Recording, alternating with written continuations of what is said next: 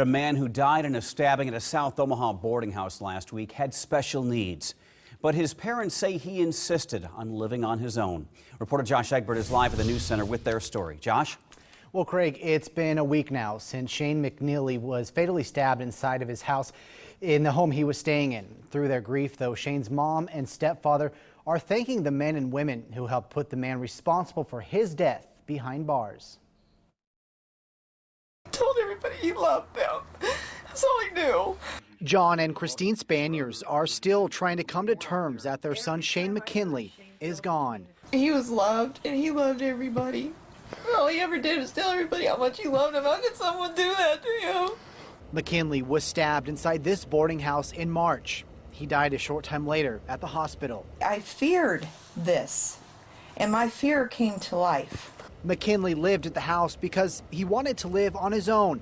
He was born with special needs, and the 27-year-old had an IQ of a child. He wanted to be out there and, 27 years old, and he wanted to be an adult. An independent guy. Because McKinley was technically an adult, his mother and stepfather couldn't stop him from striking out on his own. They could only encourage him to make the right decisions.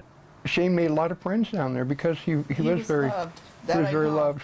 Through their grief, the family is grateful that the man responsible for their pain is behind bars. We're fortunate that we know who did it. There's many families out there who don't even know who did it. They're not asking why, they're asking who. And we're fortunate that we got that who. That man is Edward Picorni, who was arrested shortly after the stabbing. He was booked into the Douglas County Jail on charges of second-degree murder and use of a weapon to commit a felony.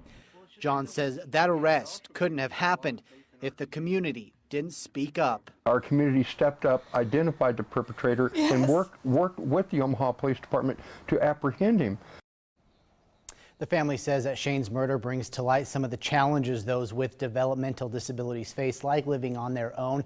John and Christine have written a letter thanking the Omaha Police Department and the community for helping to locate the suspect. We have that full letter posted on our website at KMTV.com. Reporting live in the News Center, Josh Egbert, KMTV Action 3 News. All right.